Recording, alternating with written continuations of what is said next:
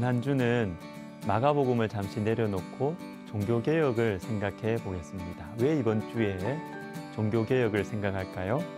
종교개혁자 마틴 루터가 당시 타락한 교회를 향하여 95개조 반박문을 비텐베르크 교회 정문에 1517년 10월 31일에 붙였기 때문에 10월 마지막 주일을 종교개혁 주일로 정했기 때문입니다. 그래서 우리는 종교개혁 주일 또 한 주간, 이 종교개혁 주일 전 한 주간을 종교개혁에 대해서 생각해 보는 것입니다. 올해는 다가오는 10월 31일이 종교개혁 주일입니다.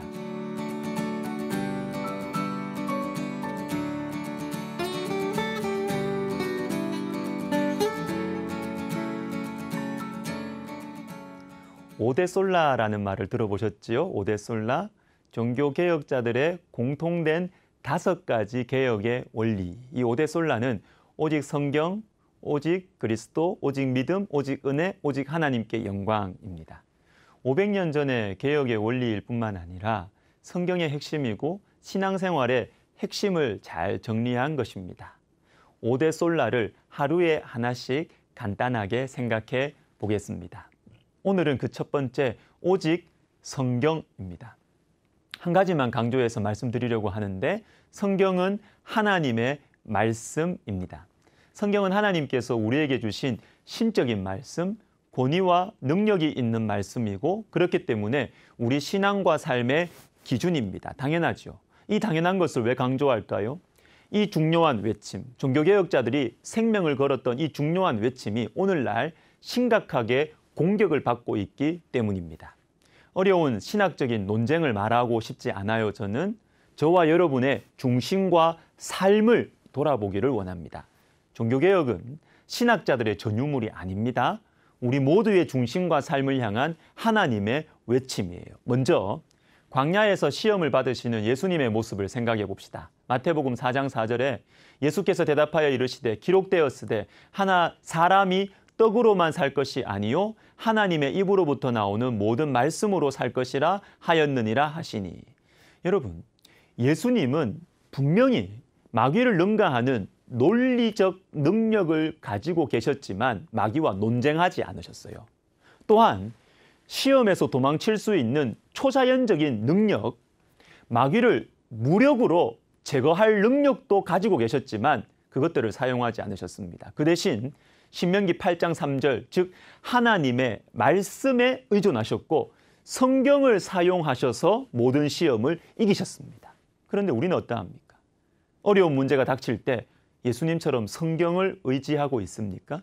성경을 읽고 묵상하고 성경이 보여주시는 길을 선택하기 위해서 기도하면서 성령을 구하고 있습니까? 혹시 성경보다 다른 것들, 다른 사람들을 더 의지하지는 않습니까? 에스겔 2장을 보겠습니다. 하나님께서 에스겔 선지자에게 말씀을 먹으라고 하십니다. 2장 7절, 그들은 심히 패역한 자라. 그들이 듣든지 아니 듣든지 너는 내 말로 고할지어다. 8절, 너 인자야, 내가 내게 이르는 말을 듣고 그 패역한 족속같이 패역하지 말고 내 입을 벌리고 내가 내게 주는 것을 먹으라 하시기로. 그런데 왜 말씀을 먹으라고 하실까요? 에스겔이 감당해야 하는 사람들이 심히 패역한 자들이었기 때문입니다. 아니, 심히 패역한 자들이라면, 너무 악한 사람들이라면 이 사람들을 확실하게 통제할 수 있기 위해서는 좀 강한 힘이 필요하지 않을까요?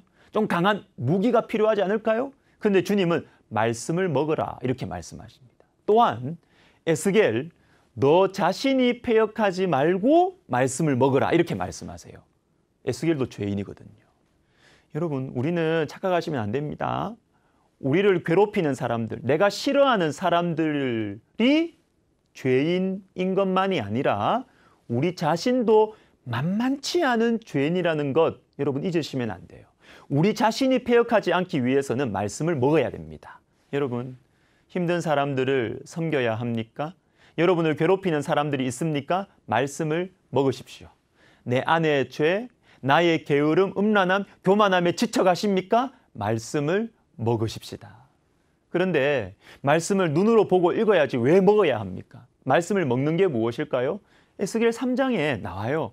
인자야, 인자야, 내가 내게 이를 모든 말을 너는 마음으로 받으며 귀로 읽고, 마음으로 받으며 귀로 읽는 것이 말씀을 먹는 것입니다. 사랑하는 성도 여러분, 힘든 시간을 통과하실 때 말씀을 마음으로 받으십시오. 말씀이 위로를 해 주실 것입니다. 말씀이 마음을 붙들어 주실 것입니다. 경건한 신학자인 이 제임스 패커라는 분이 이런 말을 했습니다. 내가 만일 마귀라면 이것은 단지 가정일 뿐이다.